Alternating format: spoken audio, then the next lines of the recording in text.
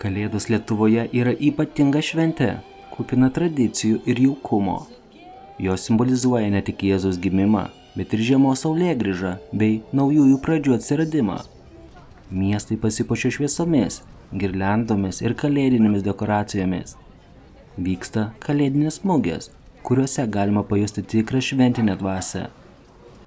O nuo ko prasideda kalėdos? Žinoma, nuo kalėdinių eglutės žaisliukų. Aš norėčiau jums pristatyti išskirtinius, laikui nepavaldžius OMG Graver žalvarinius žaisliukus, kuriuos sukūrė man be galo brangus žmogus. Kiekvienas iš šių žaisliukų turi ypatingą istoriją, o švytintis žalvaris pripildys jūsų namus ypatingos atmosferos. Jeigu norėtumėte įsigyti šiuos žaisliukus ir prisidėti prie lietuviško verslo, visas nuorodas rasite video aprašyme.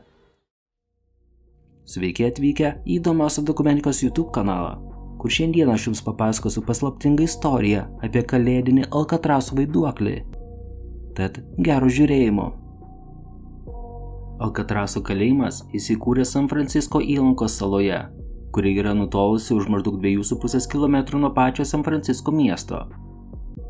Tai buvo vienas žymiausių ir saugiausių griežto režimo kalėjimų Jungtinėse valstijose, kuris veikia nuo 1934 iki 1963 metų. Alkatraso kalėjimas yra vienas iš labiausiai atpažįstamų kalėjimų pasaulyje. Jo istorija ir legendos plačiai žinomos ir šiandieną.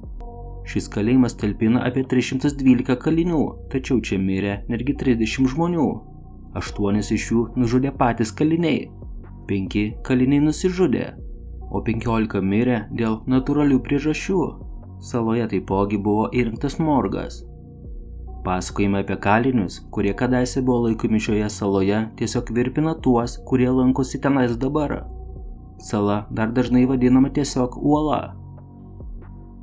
Alkatrasas yra žinomas dėl sunkiai paaiškinamų ir kraupių nutikimų su vaiduokliškomis būtybėmis. Amerikos indėnų gentis Ohlone seniau gyveno šioje saloje ir jie teigia, kad saloje gyvena piktosios dvasios. O vienas žinomiausių įvykių nutiko būtent per 1940 kalėdas. Tais laikais kalėjimas dar buvo naudojamas. Tuometinis kalėjimo prižiūrėtojas nusprendė surengti nedidelį kalėdinį vakarėlį savo gyvenamosiose patalpose. Per kalėdas saloje buvo likę vos keli sargybiniai. Susibūrę į vieną vietą, jie valgė maistą, kuriuo pasirūpino vienas iš prižiūrėtojų. Buvo apie 9 valandą vakaro, kai staiga, tarytum iš niekur, kambario viduryje jie pradėjo matyti permatomą žmogaus siluetą. Jis vilkėjo pilką kostiumą ir tiesiog žiūrėjo į juos. Patys sargybiniai galėjo tik spoksoti į šią figūrą, sukrėsti jie negalėjo net pajudėti. Kambaryje staiga pasidarė labai šalta ir ugnis, kurią jie kūreno krosnyje, užgeso. Tada lygiai taip pat staigiai, kaip ir pasirodė, žmogaus figūra dingo. Po kelių dienų visi šie sargybiniai atsisakė dirbti Alkatrase ir buvo priversti išeiti iš darbo. Kai kurie žmonės teigia matę šešėlius, girdėję keistus garsus ar patyrę nepaaiškinamus pojūčius. Nors nėra mokslinių įrodymų, kad Alkatrase yra vaiduoklių, daugelis žmonių tiki, kad šioje vietoje vyksta kažkas nepaaiškinamo. Šis kalėjimas yra tamsus ir niūrus, o jo istorija kupina smurto ir kančios. Tai gali būti priežastis, kodėl tiek daug žmonių teigia, kad čia yra susidūrę su kažkuo nepaaiškinamu.